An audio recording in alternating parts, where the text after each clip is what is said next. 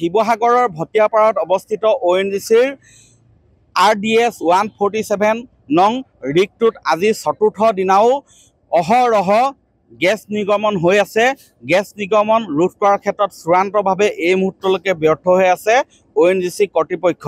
আৰু তাৰ যিসকল স্থানীয় লোক আছে প্ৰায় 500-600 মিটাৰ দূৰত ব্যাধৰ এলেকাৰ যিসকল পৰিয়াল আছে প্ৰায় 70টা পৰিয়াল বৰ্তমানেও সাহায্য তথা আশ্ৰয় শিবিৰত পাৰ কৰিবলগীয়া হৈছে। আৰু আশ্ৰয় শিবিৰত এই 70টা পৰিয়ালে কেনেধৰণে পাৰ কৰিছে সেয়া জানিবলৈ আমি বৰ্তমান য'ত শিবিৰ স্থাপন কৰা হৈছে বনগাঁও উচ্চ মাধ্যমিক বিদ্যালয় সেই তাৰ চৌহদত উপস্থিত হৈছোহি।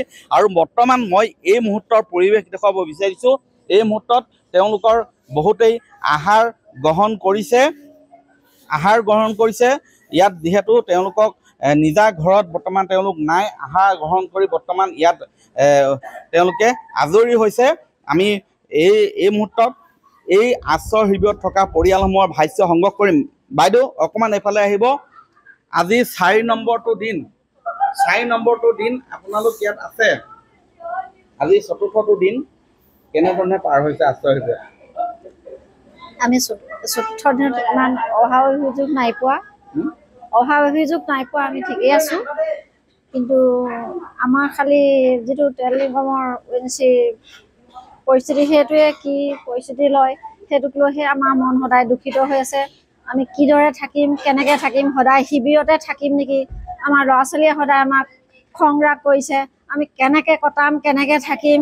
আজি এতিয়া ইয়ালৈ আহোঁতেও 2টা ল'ৰা ছোৱালীয়ে মোৰ লগত দন লাগি আহিছে। তৎনপাই মই কৈছোঁ মই কাইলৈ জিজেছতে পৰি মৰি দিমগৈ, তহঁতি যি সিদ্ধান্ত কৰ কৰিবি। এনেকুৱা দুখ বেদনা লৈ এনেকুৱা ধৰণৰ কোনো ধৰণৰ ঘটনা কৰিব নালাগে। এইটো এটা দুৰ্ঘটনা। এই দুৰ্ঘটনা আচলতে সমাধান কৰিবলৈ, এই সমস্যা সমাধান কৰিবলৈ অহৰহ প্ৰশাসন ONGC সকলো বিভাগ চৰকাৰী বিভাগ ইয়াত নিয়োজিত হৈ আছে। তাৰ বাবে আচলতে আপোনালোকে শংকা কৰিব ইমান নালাগে।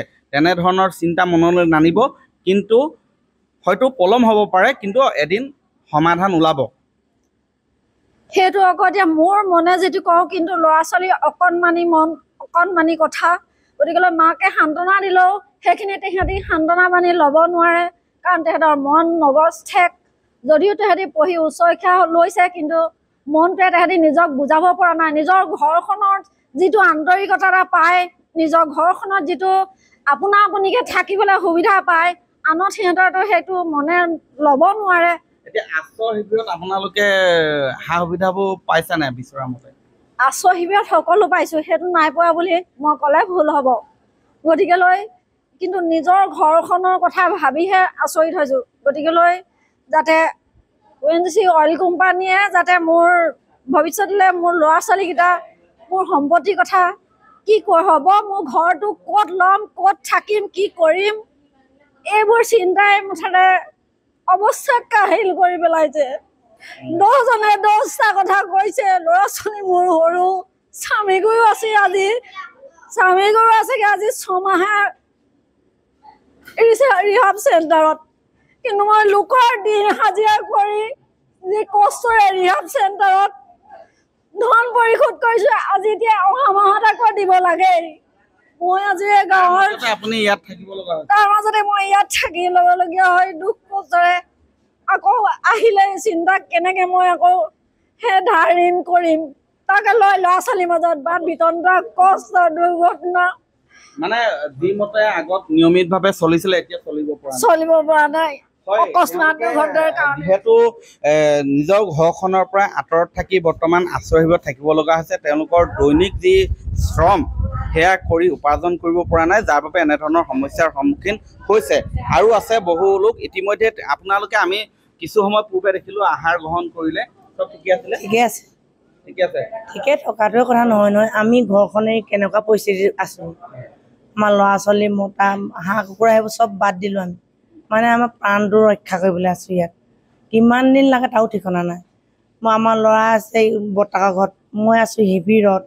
মই এতিয়া মোক খাটত ৰাতিতে দেখিছাই তোমালোকে। মই এতিয়া কেনেকুৱা পৰিস্থিতি, মই কেনেকৈ আছোঁ মই জানো একমাত্ৰ। ঘৰখনলৈ গ'লে মোৰ কেনেকুৱা লাগে, ইমান কষ্টৰে মানে বনাইছিলোঁ। থাকিবলৈ খাবলৈ পাম নাপাম তাৰো ঠিকনা নাই আমাৰ।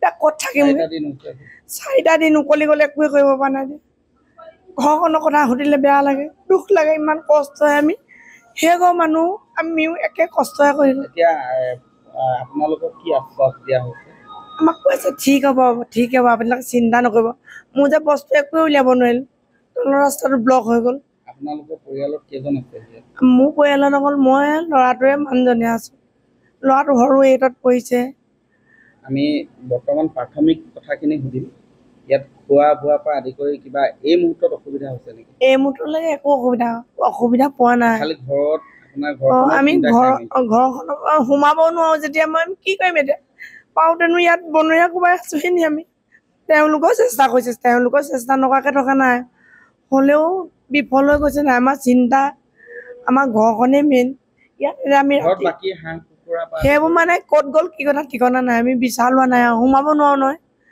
সোমালে কিজানি ব্ৰাছ হৈ যাব পটককৈ কিবা এটা হৈ যাব কোনে দায়িত্ব ল'ব তেওঁলোকে কৈছে আপোনালোকে ঘৰৰ ভিতৰত নাথাকিব ওলাই যাওক আমি সেই মৰ্মে ওলাই আহিছোঁ তথাপিতো দিনত আমি ঘৰখন চাওঁগৈ সেইটোকে চবেই বাঞ্ছা কৈছে যে সোনকালে সমাধান হওক হয় এয়া হৈছে আশ্ৰয় শিবিৰ বনগাঁও উচ্চ মাধ্যমিক বিদ্যালয়ত যি আশ্ৰয় শিবিৰ আছে তাত থকা একাংশ পৰিয়ালৰ ভাষ্য আপুনি বিচৰা বাতৰি পাব কেৱল নিউজ 18 এপত নিউজ 18 এপ ডাউনলোড কৰিবলৈ স্ক্যান কৰক এই QR কোড গুগল প্লে ষ্টৰতো পাব এই নিউজ 18 এপ